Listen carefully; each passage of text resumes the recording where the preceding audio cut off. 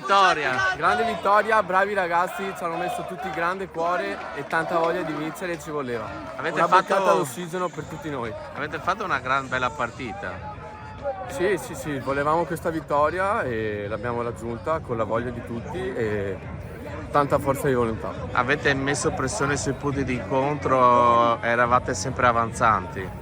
Come ho detto prima, ho tutta voglia di volontà, tutte robe che le ottieni se le vuoi tanto e sono arrivate. Allora coach, è stata davvero una bella partita da parte dei suoi ragazzi. Sì, devo dire che quello che è mancato la precedente partita, perché per me questa è la seconda, Sì.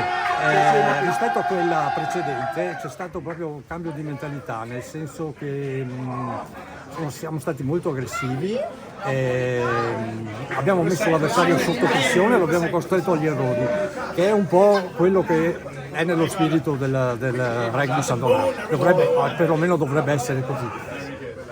Ecco, avete messo sotto pressione sui punti di incontro, poi eravate sempre avanzanti, no? Sì, la cosa che mi ha stupito di più è stata la capacità di avanzare in difesa, placcaggi, non abbiamo mai concesso metri agli avversari, è successo in qualche occasione, siamo stati castigati, però devo dire che complessivamente siamo andati veramente bene in difesa e anche le scelte in attacco direi che non posso rimproverare nulla. Avete giocato molto bene a largo, Sì.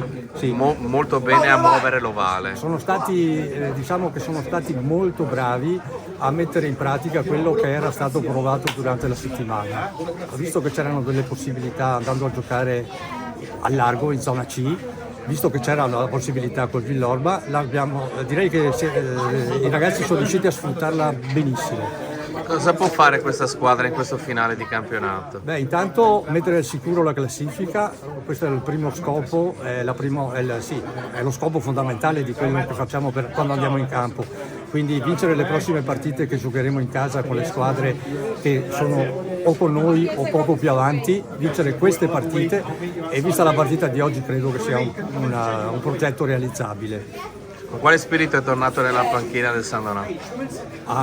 Io avete visto sono assolutamente tranquillo in panchina, quindi diciamo che cerco di rendermi utile per la squadra, quindi cerco di dare dei consigli. Insomma, l'esperienza non manca da questo punto di vista per una squadra anche di giovani. Sì, in effetti a volte gli errori sono comprensibili perché si tratta di poca esperienza.